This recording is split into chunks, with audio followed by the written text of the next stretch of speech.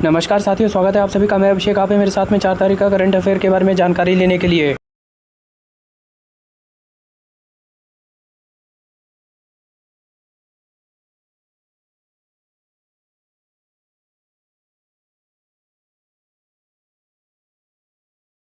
साथियों, मैं आपका स्वागत करता हूं अपने चैनल स्मार्ट टीचिंग अभी 20 GS बाई अभिषेक में।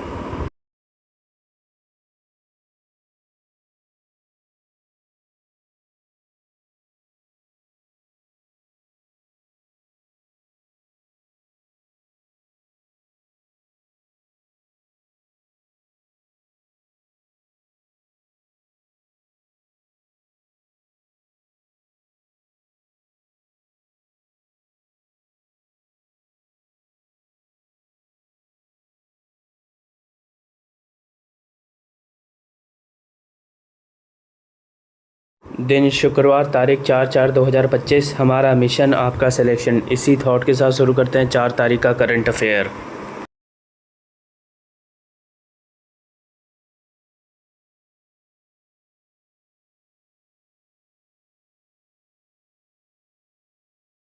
पहला, हाल ही में किस राज्य के मुख्यमंत्री ने शून्य गरीबी P4 का शुभारंभ किया है? उत्तर है आंध्र प्रदेश के। आइए इस खबर के बारे में जान लें।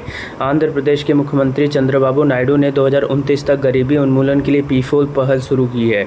इस महत्वाकांक्षी कार्यक्रम का उद्देश्य सबसे धनी 10% आबादी को सबसे गरीब 20% परिवारों की सहायता करने के लिए प्रोत्साहित करके सामाजिक आर्थिक विभाजन को पाटना है।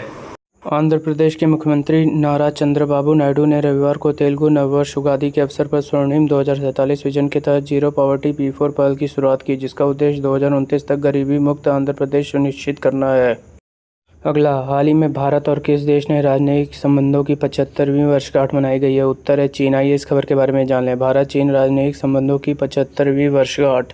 भारत और चीन के नेताओं, जिनमें राष्ट्रपति शी जिनपिंग, राष्ट्रपति द्रौपदी मुर्मू, प्रधानमंत्री ली क़ियांग और प्रधानमंत्री नरेंद्र मोदी शामिल हैं, ने 1 अप्रैल को द्विपक्षीय संबंधों की 75वीं वर्षगांठ के अवसर पर संदेशों का आदान प्रदान किया।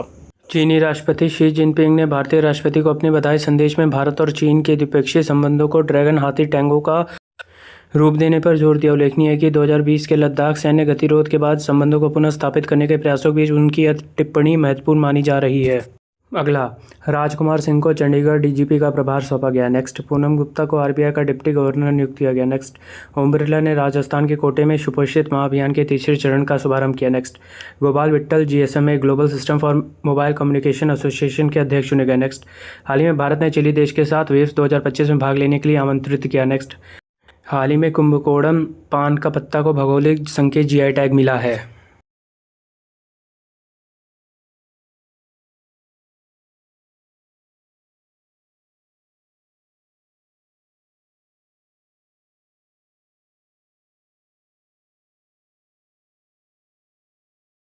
अगला, हाल ही में हिंदी रंगमंच दिवस कब मनाया गया? उत्तर है 3 अप्रैल को। आइए इस खबर के बारे में जान लें।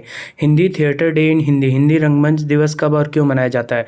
जब तक फिल्मों का आविष्कार नहीं हुआ था, तब तक लोगों के मनोरंजन का साधन रंगमंच ही हुआ करता था। रंगमंच एक ऐसी कला है जो लोगों को बिना किसी स्क्रीन के माध्यम से साक्षात मनोरंजन उपलब्ध कराता है। आज भले ही सिनेमा में टीवी सीरियल और वेब सीरीज के रूप में अपनी शाखाओं को विस्तार कर लिया है, लेकिन अभिनय का आधार अभी भी रंगमंच को ही माना जाता है। हिंदी रंगमंच का प्रोत्साहन प्रदान करने के लिए हर साल 3 अप्रैल के दिन हिंदी रंगमंच दिवस मनाया जाता है। अगला, हाल ही में स्टार्टअप महाकुंभ के दूसरे संस्करण का उद्घाटन कहाँ हुआ? उत्तर है नई दिल्ली में। आइए इस खबर के बारे में जान लें। स्टार्टअप महाकुंभ का दूसरा संस्करण भविष्य के लिए एक दूरदर्शी दृष्टिकोण के साथ शुरू हुआ। स्टार्टअप महाकुंभ का दूसरा संस्करण आज नई दिल्ली में भारत मंडपम में शुरू हुआ, जो भारत की उद्यमशीलता यात्रा का एक महत्वपूर्ण मील का पत्थर साबित हुआ। इस कार्यक्रम का नेतृत्व FICCI, ASSOCHAM, NASSCOM, TII, IVCA और बूटस्ट्रैप फाउंडेशन कर रहे हैं। इसे JEM, SIDBI, ICGA और DPIIT और MITI का समर्थन प्राप्त है। यह ऐतिहासिक कार्यक्रम startup India 2047 unfolding the Bharat story theme के तहत भारत के स्टार्टअप इकोसिस्टम के भविष्य को आकार देने के लिए तैयार है। अगला, हाल ही में माइक्रोसॉफ्ट ने 3 AI केंद्र स्थापित करने के लिए किस राज्य के साथ समझौता किया? उत्तर है महाराष्ट्र। आइए इस खबर के बारे में जान लें। माइक्रोसॉफ्ट ने महाराष्ट्र के साथ 3 AI केंद्र स्थापित करने के लिए समझौता किया। डिजिटल इंडिया को बढ़ावा देने और राज्य प्रशासन में आर्टिफिशियल इंटेलिजेंस को अपनाने का बढ़ावा देने के लिए महाराष्ट्र सरकार ने मुंबई, पुणे और नागपुर में 3 आर्टिफिशियल इंटेलिजेंस AI उत्कृष्टता केंद्र स्थापित करने के लिए माइक्रोसॉफ्ट कॉरपोरेशन के साथ एक समझौता ज्ञापन पर हस्ताक्षर किए हैं। मुंबई में महाराष्ट्र के मुख्यमंत्री देवेंद्र फडणवीस की उपस्थिति में इस समझौते ज्ञापन पर हस्ताक्षर किए गए। महाराष्ट्र सरकार ने सरकारी और अर्ध सरकारी कार्यालयों में एआई के कुशल उपयोगों के लिए Maharashtra advance research and vigilance for enforcement of reformed laws limited को मजबूत करने के लिए एक उच्च शक्ति समिति बनाने का फैसला लिया गया है।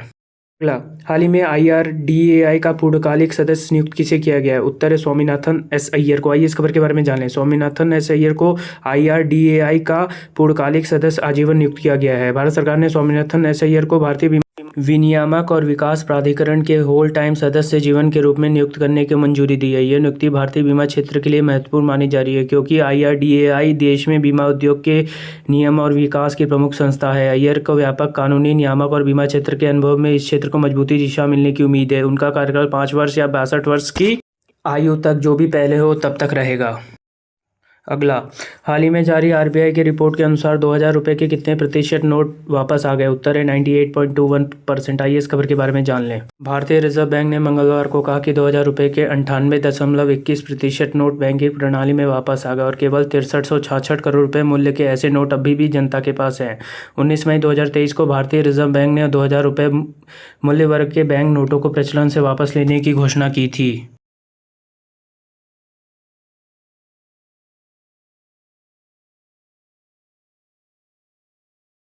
अगला, हाल ही में किसे PFRDA का अध्यक्ष नियुक्त किया गया है? उत्तर है शिव सुब्रमण्यम रमन को। आइए इस खबर के बारे में जान लें।